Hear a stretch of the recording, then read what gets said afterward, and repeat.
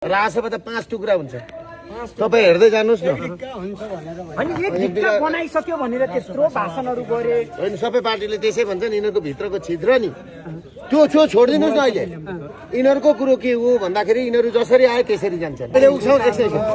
सुकुम्बासीलाई मैले कहाँ उक्साए? हैन आन्दोलनको तयारी गर्दै हुनुहुन्छ। सुकुम्बासीलाई लगेर पानीमा डुबाएर उक्सिने वातावरण कसले बनाएको? अनि तपाईँ भन्दै हुँदै मैले कहाँ उक्साए त? आन्दोलनको तयारी गर्दै हुनुहुन्छ। मैले आन्दोलनको तयारी नै गर्नु पर्दैन नि। गर्नु पर्दैन। आफै हुन्छ। आफै हुन्छ। हैन तपाईले यो सरकारको आयु लामो छैन भन्नुभयो। कति छ त यो सरकारको आयु? तपाईले यति मान्नुहोस् धेरै दिन जाँदैन। यति मान्नुहोस् यिनीहरुको भित्रको लडाई तपाईलाई थाहा छ? यिनीहरु ओह्रालो बाटो लाग्यो। कोसँग लडाई भन्नुभयो? कोसँग लडाई? यिनीहरु आफ्नो लडाई यिनीहरुलाई तपाईलाई थाहा छ?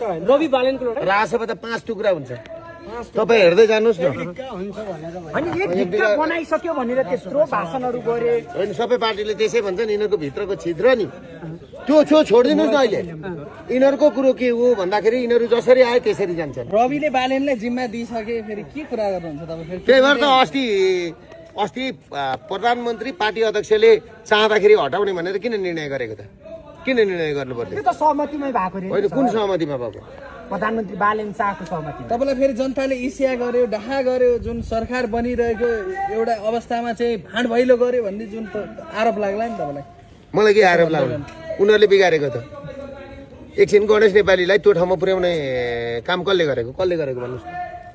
कसले गरेको? नगरपालिकाले गरोस्, होइन महानगरले गरोस्, ट्राफिकले गरोस्, जसले गरोस्।